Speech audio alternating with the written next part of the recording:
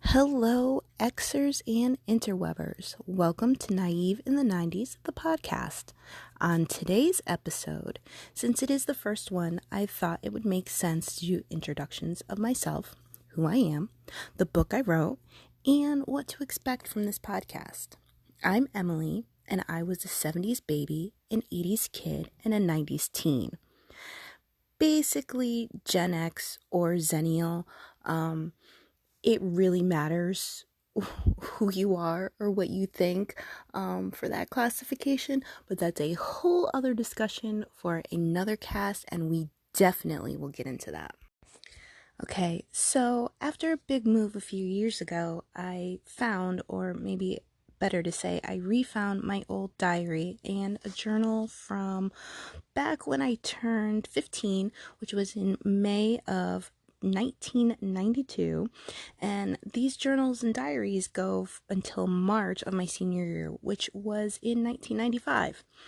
I quickly skimmed through them when I found them, and it was crazy seeing them because I had not seen them in, about 2 decades. So I skimmed through them quickly. I looked at all the doodles. There were tons of stickers, tons of quoted lyrics, and that alone made me a little giddy. I'm not gonna lie. It was kind of a walk down memory lane, just visually. What a different time it was, and what a different person who seemed to be jumping off of these very worn pages. Thinking it was funny, I asked my husband if we should read some of it. He grinned boyishly at me and said, "Of course." See, I have known my husband since we were both 15. He knew that there was definitely going to be some fun stories in those pages, and probably some about him as well. So I randomly opened a page in my diary and read it out loud. We both laughed. Well, okay, I may have cringed a lot too, but we did. We laughed so hard at the versions of these people and ourselves that we had known for so long and so long ago. It was fun, but it was surreal at the same time. So after we were done with that entry, it sent us into a really deep conversation about how back then we all thought that we had it figured out. All of us kids, all of us teenagers, we felt so mature and so knowing about everything. Of course, we weren't mature, and we definitely did not know pretty much anything. We were really just all little kids that felt like we were grown-ups, and I guess that's kind of a theme that sticks with teenagers no matter the era or time. All teenagers think they know until they grow up and they realize, oh, they definitely did not. The part I really couldn't believe was just how different my husband's memories and perspective was from mine, both back then when we were teenagers and now as adults. We both agreed that reading through these two books would be quite the journey, to go through the whole thing. The first entry I read, I didn't remember the incident that had happened until I read it, and nor did he, but once we did, it just sparked so many other memories branching off of that we knew that this was going to be a journey that we definitely wanted to take. We also knew that this would be super interesting, not only for me and him, but for anyone who has ever been a confused teen or was a confused teen, as well as anyone who has grown up in the 80s or the 90s, or even those that were just super curious about the time, or just curious about someone's diary in general. The idea of making them into a book was born. The concept was for me to address my teenage self as the woman I had grown into, both before rereading these words that my past self had written nearly 3 decades ago, and then again after going through all of them. My husband came up with the idea of making the book look like an actual notebook from the time, and with the words "private keep out" on the front, we figured, people can be nosy. It's just human nature. Who wouldn't be curious to read someone's past journals? Humans are curious and nosy creatures, and that's just who we are. So we figured, if we made this into a book and we made it look like you weren't supposed to pick it up, maybe you would want to pick it up. I absolutely loved the idea because I too am nosy. Um, I jokingly said, "What would it be called?" when the idea came up, and I was like, "Well, maybe about how naive," because oh goodness, was I naive back then? And he immediately answered with, "How about naive in the 90s? Because you were. We all were." So that's what I did. Before reading any more, I wrote a letter to my teenage self about how it felt to know I was about to come face to face with her, this poor girl from my past that I had only held in disdain for so long. And when I say disdain, she was not my favorite person. To say the process was fun would be a lie. There were so many moments captured in these words, so many fun times, but also so many really just very difficult ones too. Difficult at the time, difficult to reread, difficult to remember how I felt back then and, how it still impacts me now. I will say there was a lot I remembered, and there was a lot I didn't. There was a lot that made me smile, a lot that made me laugh, and there were some that made me cry. But all of it brought a new insight into who I once was and ultimately who I became and this woman I am now. To say it was an emotional experience would be an understatement. I felt sad, mad, embarrassed. I wanted to run and hide. I wanted to apologize to myself and to everyone I had ever been in contact with. I wanted to hug my younger self. I wanted to yell at her. It was a lot. It was a lot to confront and to be confronted by. But with that said, there were also these invaluable moments that made my face light up with a smile that reached all the way to the forgotten depths of my soul. Like, wow, life and this experience is such a precious gift, even when we don't see just how magic even the most mundane moments can be.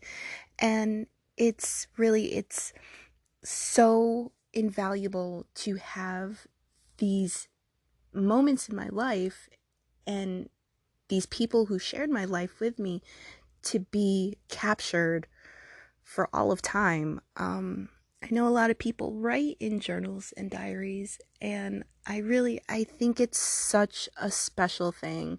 And I knew it even back then that it was a special thing. I even time-stamped all of my entries. Because I knew that someday I wasn't going to remember these moments that I thought were so significant. And I wanted to make sure I had evidence of all these things that at the moment impacted me so greatly. After I read everything, I wrote another letter to my teenage self, now having a very different perspective on everything, on myself, on the world, on the people in my life, on the events that had happened, just everything. That whole process was a lot. The writing of the letter after I had read all of the journals, it was a lot to face. I'll be honest. It was a big impact, and it took me a couple days to actually sit down and be able to put my thoughts together. After that, I worked on transcribing word for word every entry, every poem, every quote. Then, when I was done, I went through and edited it a little just to clean up the grammar, correct spelling, and little things like that, just to help with the flow because, when I was writing this stuff, it was usually very emotional. I was usually in a point where I was just scribbling stuff and ranting to the pages of my book. So there were a lot of typos, a lot of just badly constructed sentences. So that did need to be fixed. That took a little bit. It was kind of horrible, to be honest, to read some of it. It was just like, what are you saying? But at the same time, I didn't want to change anything too much, so it is definitely not grammatically correct. The spelling is corrected. Some of the punctuation has been corrected, but I didn't want to change it too much because I really wanted to keep it authentic. Once I got it cleaned up, I had a couple of people read it and give me their honest opinions. Most were very positive, with the exception that it was a little difficult to keep track of all the names. I had been a group floater all through school, from day one all the way to the end. One of those people who float from friend group to friend group, being friends with a lot of different people instead of just one grouping. So, to be fair, there were a lot of names. Like a lot. So I did decide to combine a bunch of the people who were named sporadically throughout, though I did keep the main people uniquely themselves. This helped big time with the story flow, but it also proved to be a little constricting when I did a quick catch-up section at the end. There are significant people that I'm still extremely close to that I couldn't do an update on because they had been combined with someone, or a few times multiple people, who just weren't mentioned often enough to justify the confusion my beta readers had expressed with so many names. And that, I will tell you, still bothers me. One of my characters in the book in particular, Annie, she is 3 different people. One of them was the sister to Lily, and one of them is one of my best friends from high school and, a little bit beyond there. And the other one was just a girl that we went to a party at her house. So I did end up making them all Annie. They are not the same person, and it really did get to me that I couldn't do a proper update because, unfortunately, Lily's sister did pass years later, and the girl that I was friends with, we are friends again now, and she's been such a supportive person in my life in the past, like 10 years or so, that it felt really bad to not be able to address her specifically, and Lily's sister specifically in the updates. But it was just something that needed to be done. They both were only mentioned, a couple times. That doesn't mean that they weren't significant in my life back then, because they were. And the friend, actually, that I'm still friends with now, she was extremely significant in my life after this book time. For the next couple years, she and I were like very, very close, and we shared some pretty traumatic and fun experiences together. So that was the one hang up that I did find with writing this, was the combining of certain people. Of course, there are a few people I didn't update on who were solely themselves in the book, simply because we lost touch along the way, and we still don't talk now, or we aren't exactly friends now, even though we have gotten back in touch. Thank you, social media. Or, I just simply didn't feel comfortable addressing where they are in life now, or honestly how I feel about them. Whatever the case may be. I wanted my updates to stay more positive when possible than trying to, be negative or cast a dark light on someone simply because of my own personal beliefs. Because ultimately, even though this is a book and the names have all been changed, these are real people, and the real people in my life will probably know who is who. So it just felt better to just fully leave them out. It was just better. After getting all of the writing organized and edited, I started working on the art for the book. I wanted it to be representative of how the actual diary and the notebook journal looked, with all the doodles and the scribbles and the stickers, because they were part of the vibe, not only of the books themselves, but of the time too. I also wanted to make sure to include a bunch of pictures that I had from back then as well. I'm a huge fan of pictures. I hate getting them taken. I feel weird taking them, but I absolutely love them. Like, they are literally moments captured in time forever. And I've always been obsessed, and I wanted to make sure that the photos that I had from back then were also represented. I wanted to include them all, but at the same time, again, I wanted to preserve my privacy and everyone that was in them, because again, we all are real people, and some of the things in the book don't really cast us in the best of light. So I just wanted to make sure that, everyone was concealed. So I ended up redoing a few of the pictures in an artsy kind of faceless style, kind of like, I don't know, an illustrated picture, but with no distinctive face. Once I did that and I found one, the style that I liked, I had a fantastic digital artist do all the rest. It was just too much for me. And it was a lot harder for me because I just didn't have the equipment to do it properly. And I must say, I do love what she did and how everything looks.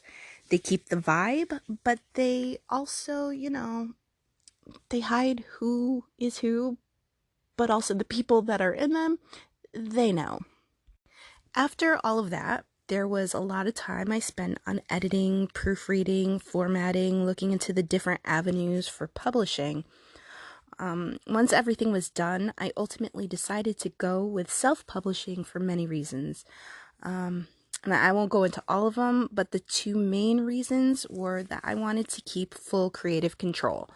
That means, the doodles and the stickers and the pictures that I had done.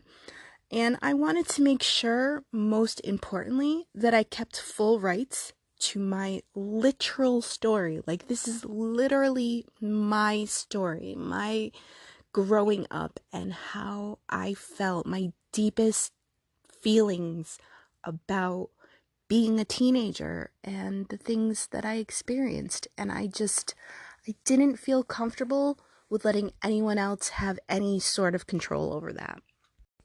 So self-publishing does add a slew of other caps that one has to wear, as well as things that need to be learned and done, that traditional publishing you just don't have to do because other people are doing it for you. So it did take me some time to get all of these things done, and done, I hope, correctly. All in all, it took about 3.5 years from finding and rereading them to Naive in the 90s finally being published just last month, in October of 2022.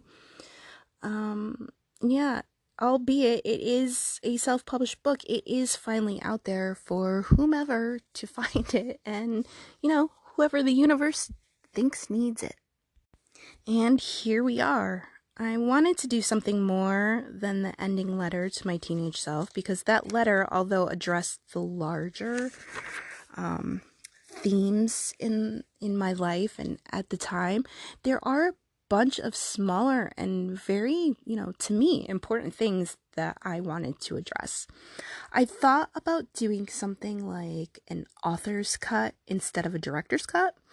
an edition with notes written throughout where I felt it needed more explanation or where my perspective was very off, things like that. Like, for example, there's a poem in there that I wrote and it says Pantera sucks.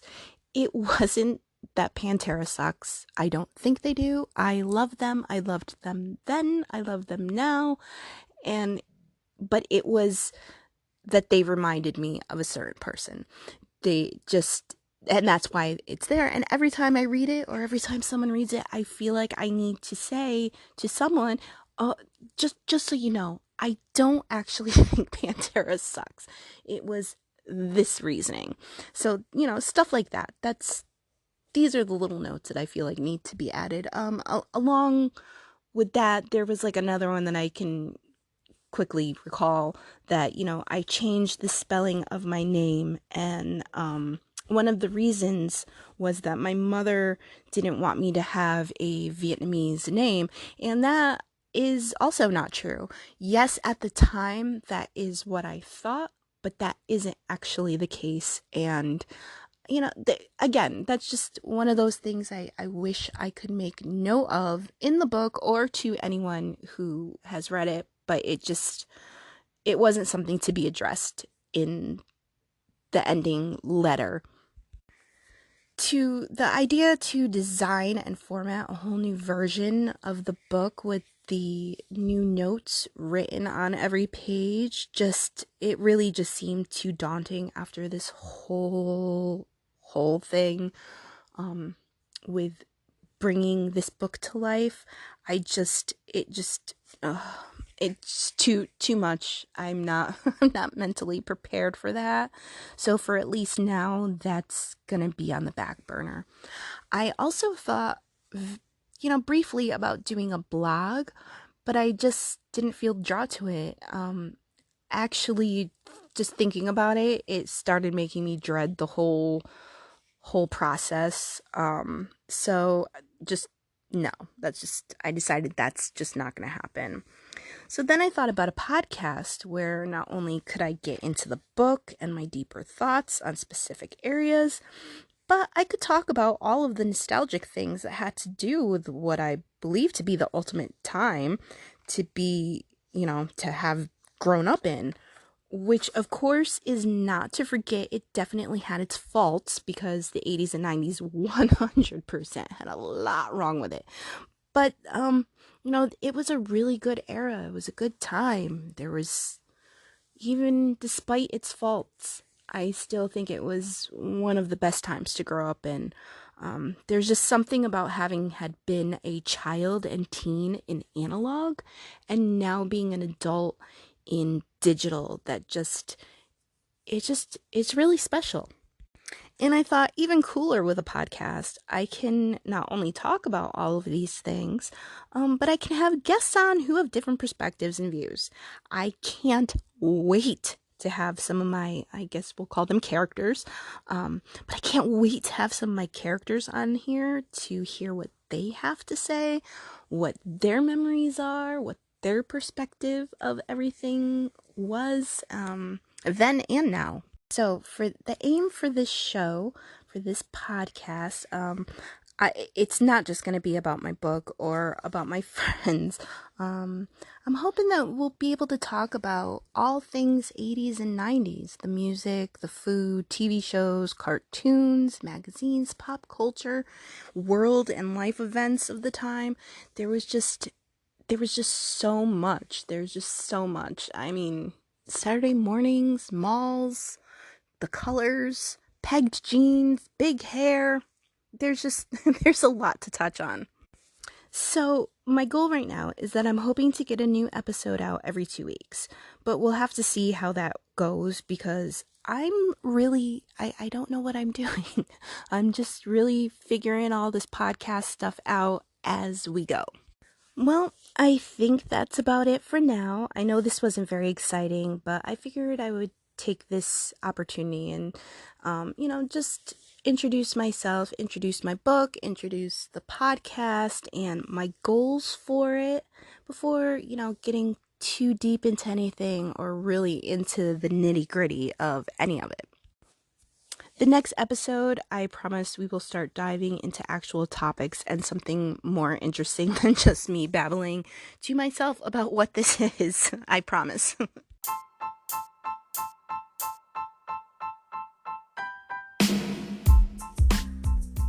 Thank you for listening. I hope you can join me next time on Naive in the 90s, the podcast. Peace and love, dudes.